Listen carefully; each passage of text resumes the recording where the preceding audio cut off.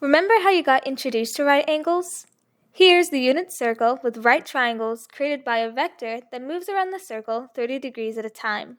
Knowing the angle, sine and cosine help us calculate the values of the x and y coordinate of the vector.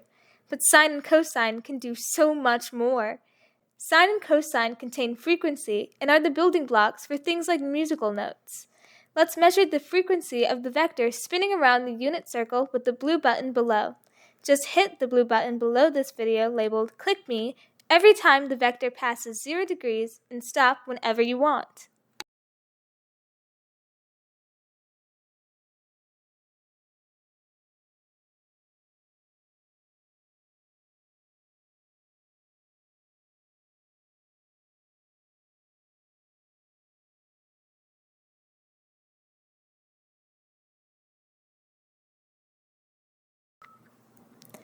Did you get roughly the same answer as I did for frequency and period?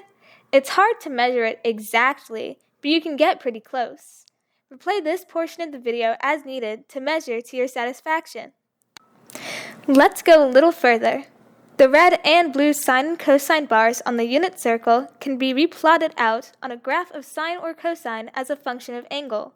The unit circle spinning vector is the exact same one you saw on the previous page. It's going at the same period and frequency as before.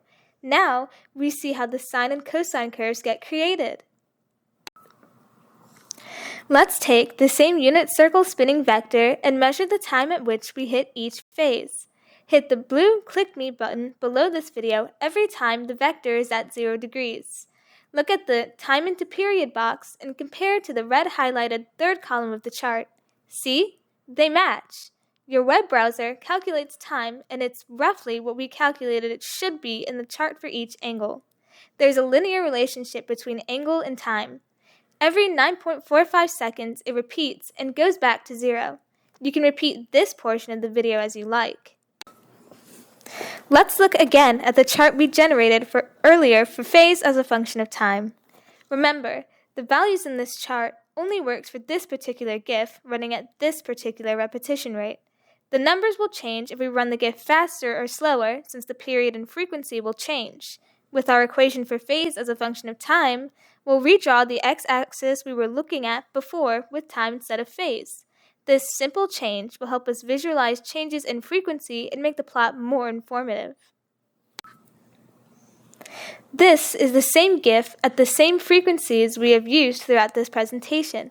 It may seem like a simple change to use time on x-axis instead of phase, but when we raise and lower the frequency, this plot, which includes time, will show us what higher and lower frequencies look like. Soon, we'll see and hear the difference between lower frequency and higher frequency sine waves in music.